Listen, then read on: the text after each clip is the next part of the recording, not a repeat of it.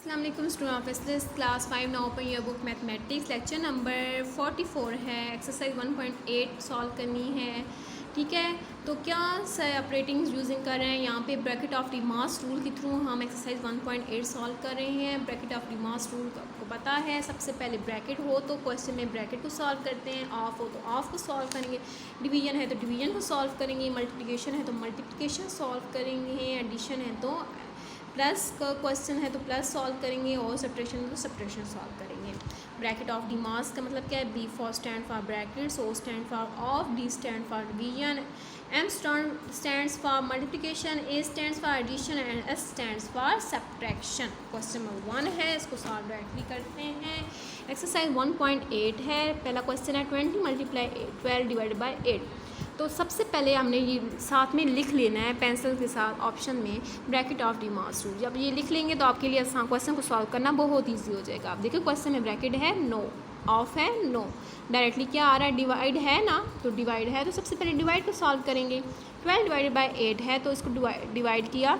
अब देखो 8 डायरेक्टली 12 पे डिवाइड नहीं होता तो ये किसी और नंबर पे डिवाइड होगा। तो 12 डिवाइडेड बाई सिंबल इसका 12 का एक और भी तो होता है ना, यहाँ ओवर की फॉर्म में लिखना।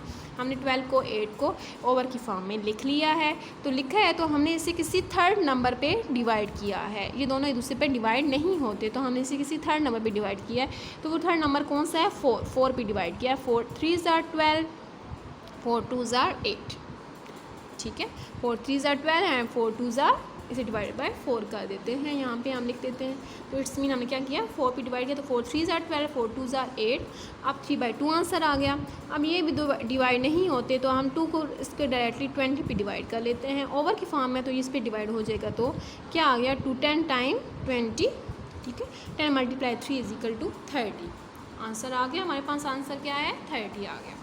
ठीक है, नेक्स्ट क्वेश्चन है हमारे पास 24 डिवाइडेड बाय 4 + 10 ऑफ y - 2। अब देखो यहाँ पे ब्रैकेट है, नो, ऑफ है, ऑफ आ गया ना। तो सबसे पहले इस क्वेश्चन में सबसे पहले क्या करेंगे? हम ऑफ को सॉल्व करेंगे। तो ऑफ किन दो नंबर्स के बिटवीन है? 10 एंड 5 के बिटवीन आ रहा है। ठीक है, तो 10 5 = 50, 10 5 = 50। ठीक है, ऑफ का मतलब क्या होता है? मल्टीप्लाई होता है। क्या करना होता है? मल्टीप्लिकेशन। 10 5 = 10 × 5 = 50। अब आ गया आंसर। जैसी जो दूसरी वैल्यूज़ थी वो एज इट इज़ लिख देंगे। 24 डिवाइड बाई 4 को भी एज इट इज़ लिख देंगे, सिंबल प्लस भी एज इट इज़ लिख देंगे, -2 भी एज इट इज़ लिख देंगे। जस्ट जिसको सॉल्व करें उसके नीचे उसका आंसर लिख देंगे।